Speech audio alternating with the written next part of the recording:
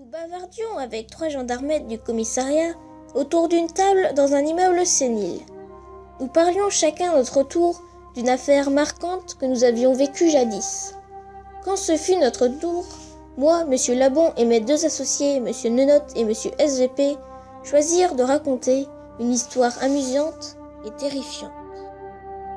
Cette histoire que vous allez entendre, si elle ne vous surprend pas, nous mangerons notre képi. C'était en 1827, au mois de juillet.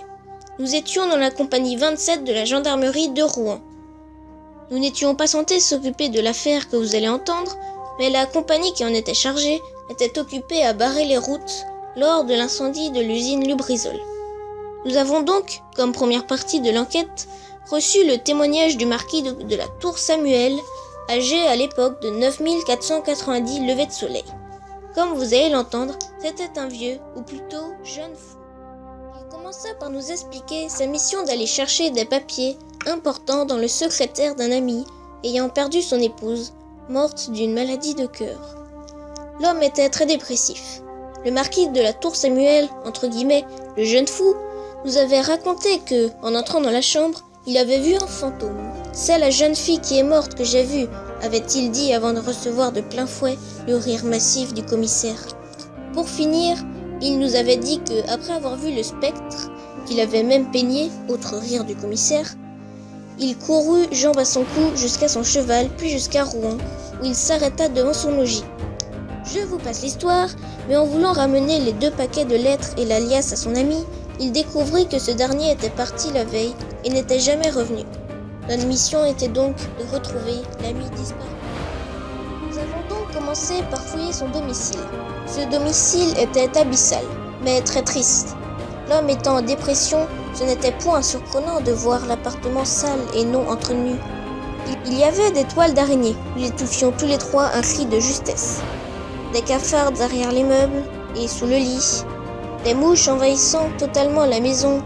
Bref, si vous me pardonnez l'expression, c'était un vrai merdier. Après avoir tout dégagé, nous avons finalement trouvé quelques pièces à conviction, dont certaines très importantes.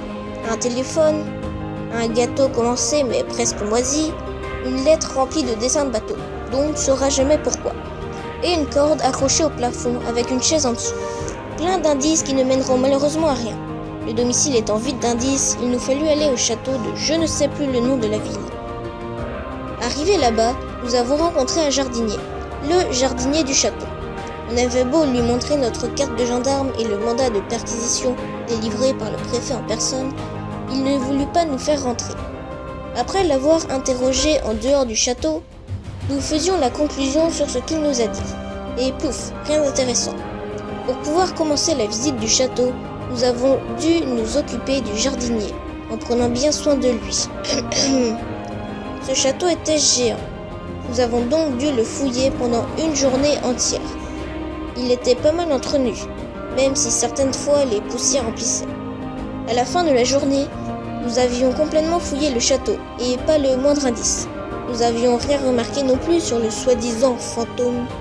Retour à Rouen, dans le commissariat complètement noirci par les fumées de l'incendie.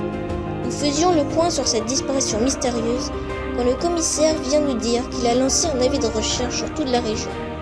Il aura fallu attendre longtemps avant d'obtenir la réponse. Elle était négative.